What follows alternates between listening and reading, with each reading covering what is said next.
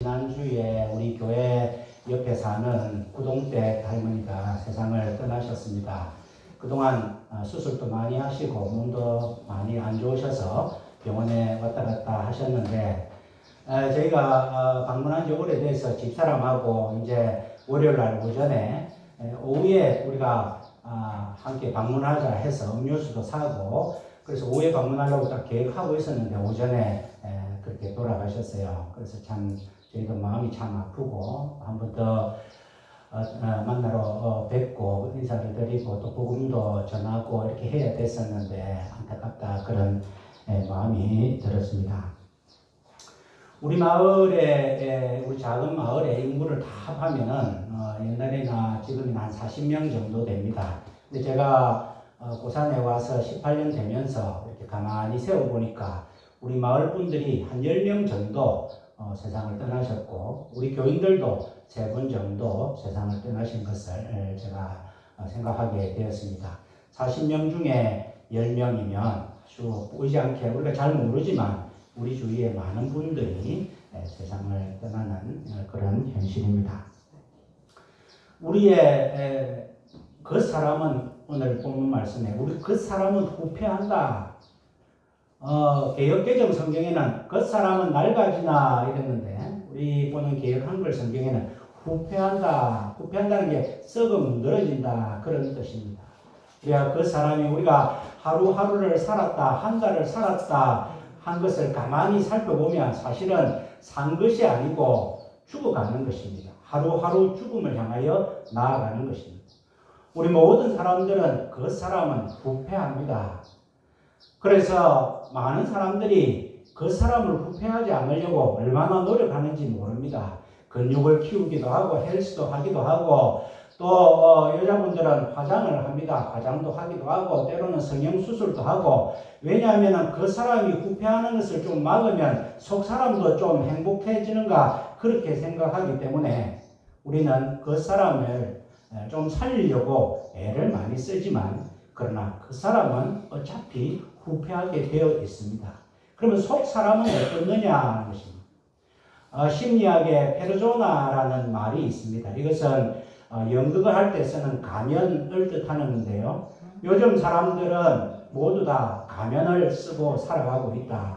그 가면이 얇은지 두꺼운지에 따라서 요즘 사람들은 점점 자기를 감추는 가면이 두껍다 보니까 겉으로는 그럴듯하게 보이지만 오히려 정반대로 속 사람은 죽어가고 있다. 그렇게 심리학에서는 분석을 합니다. 2022년 한 해 동안에 정신과 치료를 받은 사람들의 숫자가 우울증이나 조울증이나 불면증이나 이런 거를 다 합해가지고 정신과 치료를 받은 사람들이 310만 명 정도 된다고 하니까 병원에 치료를 받지 않는 사람들까지 다 합하면 근 500만 명이 넘는 많은 사람들이 속 사람이 죽어가고 있다. 속 사람이 아파가고 있다 하는 것을 우리가 깨닫게 됩니다. 요즘에는 몸이 아픈 사람보다 마음 아픈 사람들이 더 많습니다. 왜 이렇게 됐느냐? 사람들은 그 사람이 건강하면 속 사람이 건강할 줄 아는데 그러나 우리의 삶은 그렇지 않더라는 것입니다. 얼마 전에 서울 지하철 5호선에 방화를 하려다가 미수에 끝인 사건이 있었습니다. 그 지하철 안에 곡한에 420명이 타고 있었다고 하는데 대구 참사 때 190명 정도가 화재로 죽은 끔찍한 일이 있었습니다. 만약에 이것이 막지를 못했다면 540명 중에 얼마나 많은 사람들이 생명을 잃었는지 모릅니다.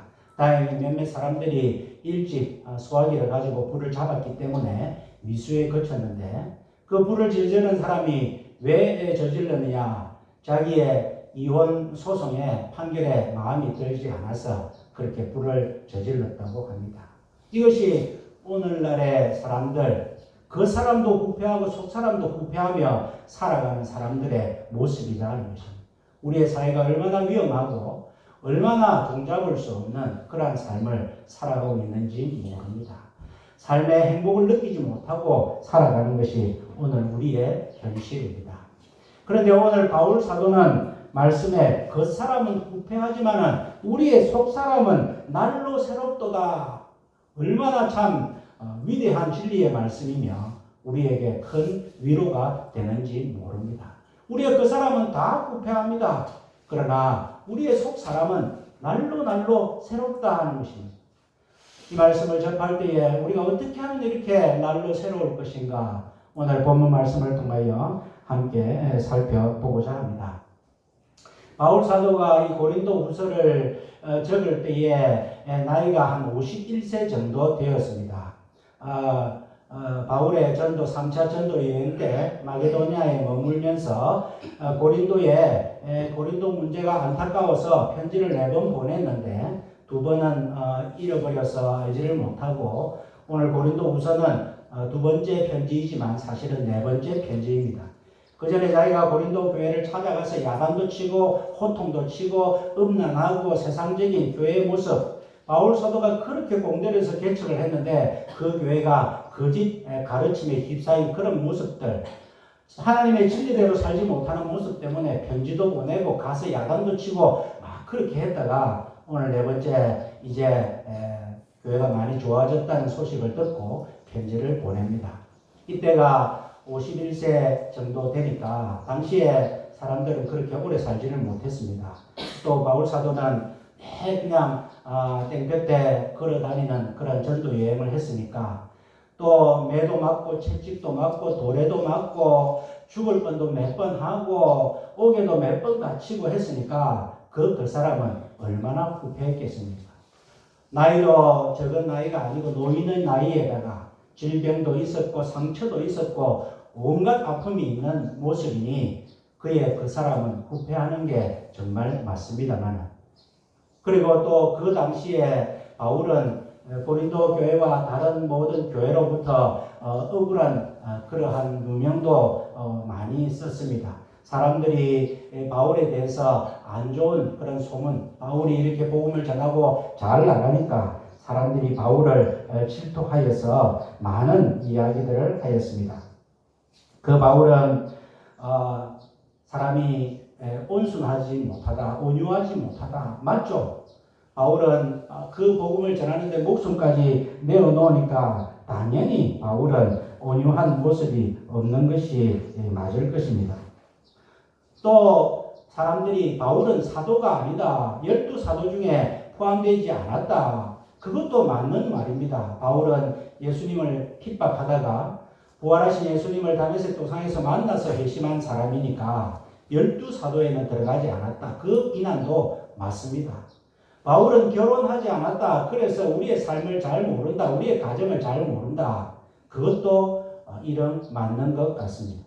바울은 전도 여행 중에 한번 내가 찾아가겠다 해놓고 상황이 바뀌고 성령님이 인도하시는 대로 또 가려고 했다가 안 가고 다른 곳에 가고 그런 적이 많이 있었기 때문에 사람들은 바울은 약속을 잘 지키지 않는 사람이다. 그런 모함도 했습니다. 그것도 맞는 것 같습니다. 바울 입장에서는 어떻게 보면 억울하지만은 사실은 다 맞는 팩트를 가지고 자기를 모함하는 그러한 아픔에 사로잡혀 있었습니다. 몸도 불패하고 마음도 여러 가지 힘든 상황이었습니다. 우리가 몸과 마음이 연결되어서 스트레스를 많이 받으면 암세포가 생겨나듯이 바울은 인간적으로 몸과 마음이 만신창이 되는 그런 모습이었습니다. 그런데 오늘 바울은 고백이 내 속 사람은 날로 새로워지고 있다. 그렇게 고백을 하고 있다 하는 것입니다.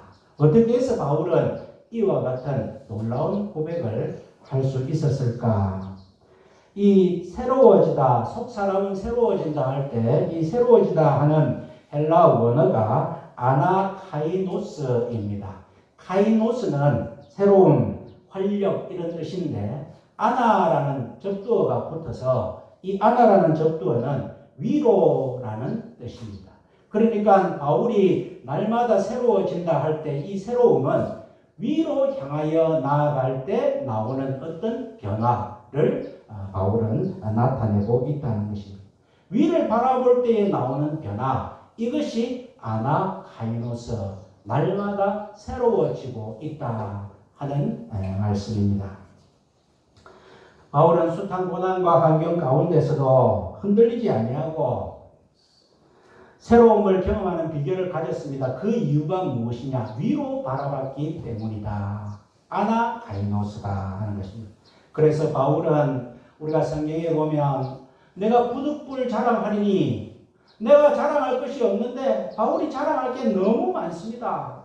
학식이나 권력이나 온갖 출신이나 바울은 10대 때 예루살렘에 유학을 갈 정도로 부유한 집안에서 태어났고 사내들인 공의 회원이고 또 가말리엘 문화생이고 뭐로 보나 자랑할 게 많지만 바울은 나는 자랑할 게 아무것도 없다. 굳이 부득불 내가 내보고 자랑해라 하면 나는 나의 약함을 자랑하겠다.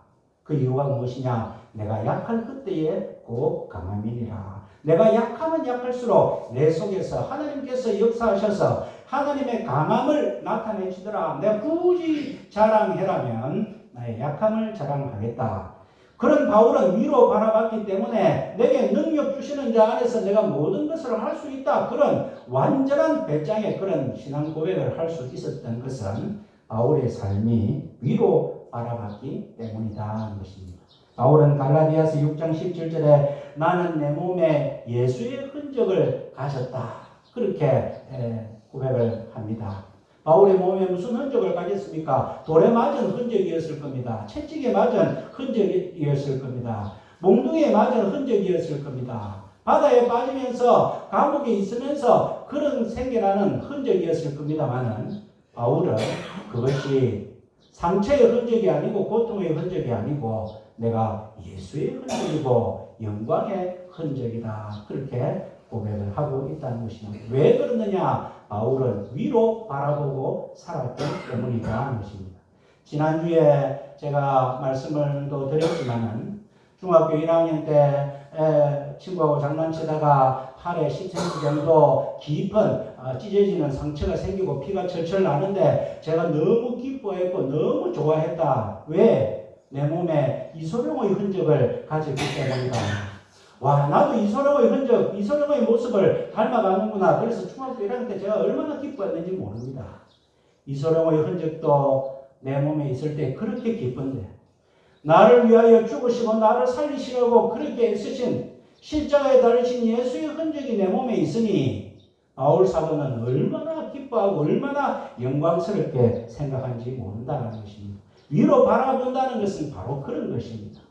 위로 바라보면 우리의 삶에 변화가 옵니다. 우리의 삶이 다른 눈으로 바라보게 됩니다. 특별히 우리의 문제는 완전히 다른 눈으로 바라보게 됩니다. 야고보서 1장 2절에서 3절까지 형제들아 너희가 여러 가지 시험을 당하거든 온전히 기쁘게 여기라. 이는 너희 믿음의 시련이 인내를 만들어내는 줄 너희가 알미니라. 베드로 사도는 베드로전서 1장 7절에 너희 믿음의 시련이 불로 연단하여도 없어질 금보다 더 귀하여 예수 그리스도에 나타나실 때에 칭찬과 영광과 존귀를 얻게 하려 함이니라. 우리 몸에 너희가 시련을 당하나 고난을 당하나 오히려 기쁘게 여기라. 세상 사람들이 생각할 때는 말도 안 되는 논리입니다만 위를 바라보는 사람에게는 이것이 참 맞는 논리가 된다는 것입니다. 나에게 어려움이 왔다. 내가 잘못해서 어려움이 온 것 같으면 하나님 앞에 회개해야죠. 회개하는 중에 아무리 생각해도 하나님께서는 이 어려움을 통하여 나에게 무슨 뜻이 계시는 것 같다. 이라면 하나님의 새로운 계획이 나를 통하여 시작되는구나. 오히려 기뻐할 수 있다는 것입니다. 위로 바라보는 시각을 갖게 되면 나에게 고난이 오면 오히려 기뻐합니다. 불로 연단하면 뜨겁고 아파야 되는데 불로 연단하여도 없어질 금보다 더 귀한 영광과 존귀와 칭찬을 하나님께서 주시려고 그렇게 하시는구나 생각한다면 위로 바라볼 때 우리는 얼마나 새로워질 수 있는지 모릅니다. 우리가 연어가 강물을 거슬러 올라갑니다. 강물을 거슬러 올라갈 때 그 모습을 보고 연어가 살아있구나 그렇게 우리가 여겨집니다. 연어가 그 어려움을 견디고 강물을 올라가서 이제 거기에서 알을 낳고 새로운 생명을 낳습니다. 그렇게 살아있는 모습을 보이더니만 새로운 생명을 열매를 맺는구나. 그것이 위로 바라보는, 위로 올라가는 생명의 증거고 흔적이다. 우리가 어려움이 왔는데 세상 사람들이 볼 때는 저 사람들이 이제 분명히 망할 거야. 그런데 헤쳐나가는 것입니다. 어려움 와서 주눅 들어야 되는데, 고개 숙여야 되는데, 좌절하고 난망해야 되는데, 저 사람들은 뭐 저렇게 얼굴에 미소가 띄고 찬송을 부르는가? 연어가 물을 거꾸로 올라가듯이 위로 바라보는 사람들은 우리의 삶을 거꾸로 올라갈 때에 사람들이 저 속에 생명이 있구나. 그렇게 여겨지게 되고, 우리의 그 생명이 있는 삶을 통하여 생명을 낳는 하나님의 그 성령의 열매를 맺는 그러한 놀라운 결과가 일어날 거다 하는 것입니다. 우리가 위의 것을 바라보아야 된다는데 위의 것이 무엇인가? 오늘 성경 말씀에 보니까 4장 4절에 그리스도의 영광의 복음의 광채라는 단어가 나옵니다. 6절에도 비슷한 말씀이 나옵니다. 예수 그리스도의 얼굴에 있는 하나님의 영광을 아는 빛이 우리에게 비춰졌다. 우리가 왜 위로 바라봐야 되느냐? 예수님의 얼굴에 있는 그 영광의 광채, 그 영광의 광채가 뭐냐? 하나님을 보여주시는 그 영광의 광채가 우리에게 비춰졌기 때문에, 그래서 바울 사도는 7절에 우리가 이 보배를 질그릇에 가졌으니 이는 능력의 신임이 큰 것이 하나님께 있고 우리에게 있지 아니함을 알게 하려 함이라. 영광의 광채를 우리가 바라보니까 우리 같은 질그릇 가운데서 영광의 하나님의 그 보배가 담겨 있구나. 그것을 깨닫게 되더라 하는 것입니다. 와, 내가 대단하다. 대단한 것을 발견했다. 나는 질그릇 같은 존재고 좀 있으면 죽을 존재고 아프고 병들고 낙심하고 하는 존재인 줄 알았더만은 내 속에 보물이 있구나. 그 보물이 무엇이냐? 예수 그리스도의 얼굴에 나타난 영광의 광채, 하나님을 보여주는 영광의 광채, 하나님을 아는 그 빛이 우리 가운데 있구나. 우리가 위로 바라볼 때에 무엇을 바라봐야 되느냐? 하나님이 비춰주시는 그 영광의 광채를 바라봐야 된다는 것입니다. 오늘 말씀에 보니까 또 17절에 우리의 잠시 받는 환난에 경한 것이 지극히 크고 영원한 영광에 중한 것을 우리에게 이루게 하리니, 우리가 알지 못하는, 우리의 인간으로 상상하지 못하는 지극히 크고 영광스러운 그 중한 것이 있는데 그것을 바라볼 때에 우리의 삶은 날마다 새로워진다. 그렇게 볼 수 있습니다. 위의 것이 무엇이냐? 하나님의 영광, 하나님의 위로임, 하나님이 함께 하신다는 것을 깨닫는 것입니다. 이사야서 41장 10절에 두려워 말라 내가 너와 함께 함이니라. 놀라지 말라 나는 내 하나님이 됨이니라. 내가 너를 굳세게 하리라. 내가 너를 도와주리라. 참으로 나의 의로운 오른손으로 너를 도우리라. 하나님께서 우리에게 하늘의 영광만 보여주시는 것이 아니라 우리와 함께 하시고 우리를 도와주시고 우리를 인도해 주시는 주님 하나님 앞에 갈 때까지 우리에게 힘 주시고 우리에게 위로 주시는 그것도 하늘로부터 내려오니까 그것도 위의 것이니 그것도 바라보고 힘을 내어서 살아라 하는 것입니다.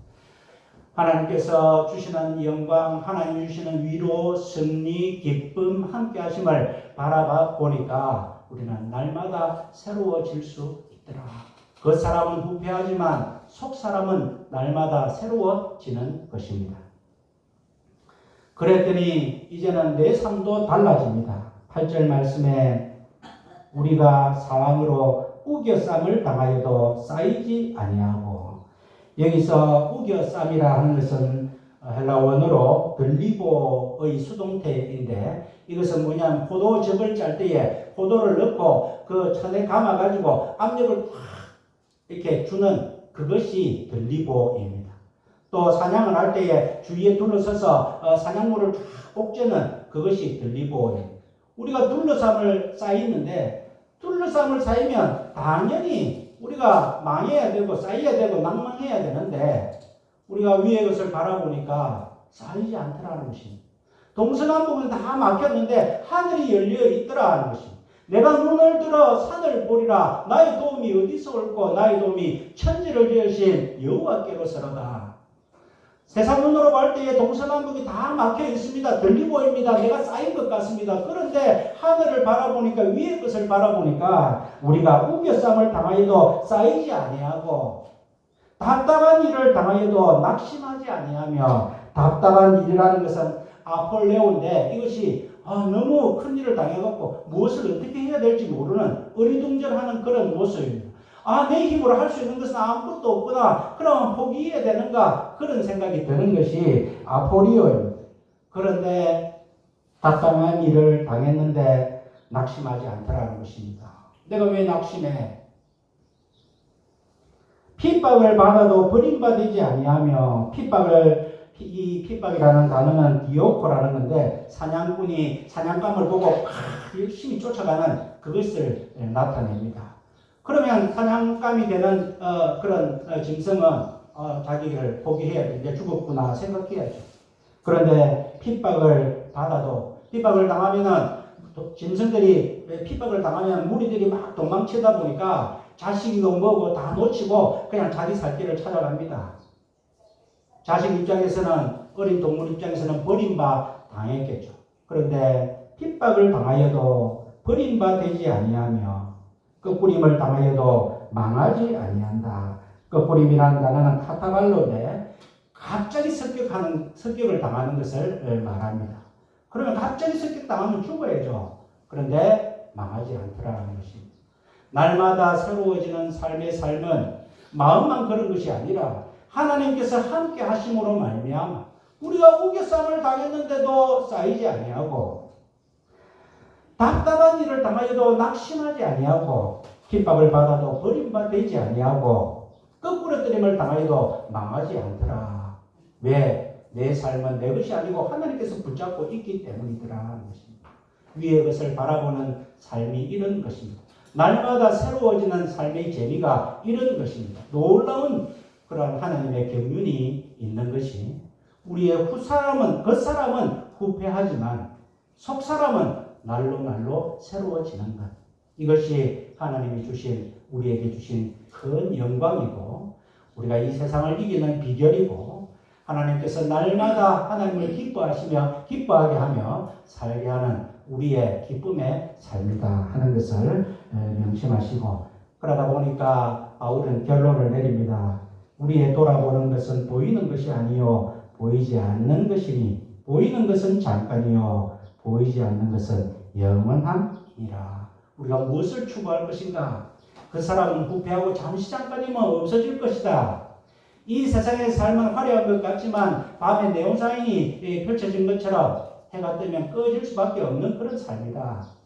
우리의 귀중한 삶, 우리의 참 삶은 영원한 삶이다 하는 것입니다. 14절에 주님께서 왜 이렇게 위의 뜻을 바라보고 우리를 지켜주시느냐?